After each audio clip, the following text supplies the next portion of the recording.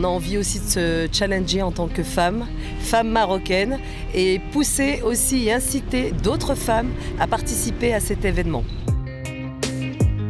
Nawal El Moutawakil, équipage 254 avec ma coéquipière Latifa Bakari. On participe pour la première fois au rallye Aïcha des Gazelles et je suis ancienne championne olympique.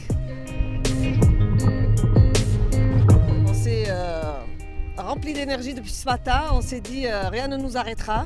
Et donc ça rappelle un petit peu les valeurs que j'ai connues il y a plus de 30 ans, à savoir le dépassement de soi, la maîtrise de soi, la gestion du stress.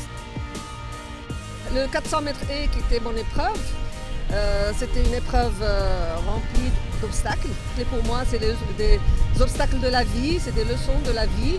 Et c'est à peu près ce que j'ai retrouvé sur le rallye Aïcha des Gazelles. On la prend. On la prend ? Sûr ? Attends. Elle est assez raide, hein ?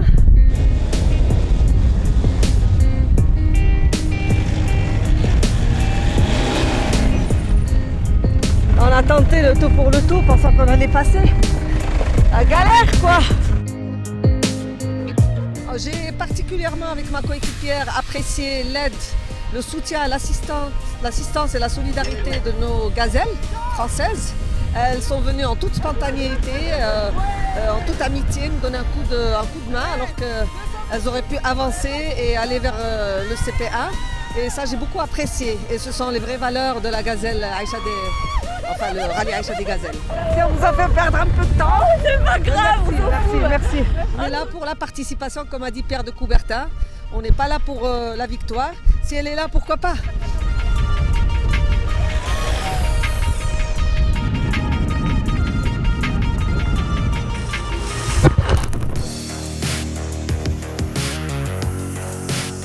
À l'issue de la première étape, la victoire semble déjà bien loin pour les deux Marocaines. Elles ont parcouru 68 km de trop et n'ont pas validé toutes leurs balises, encaissant ainsi 180 points de pénalité.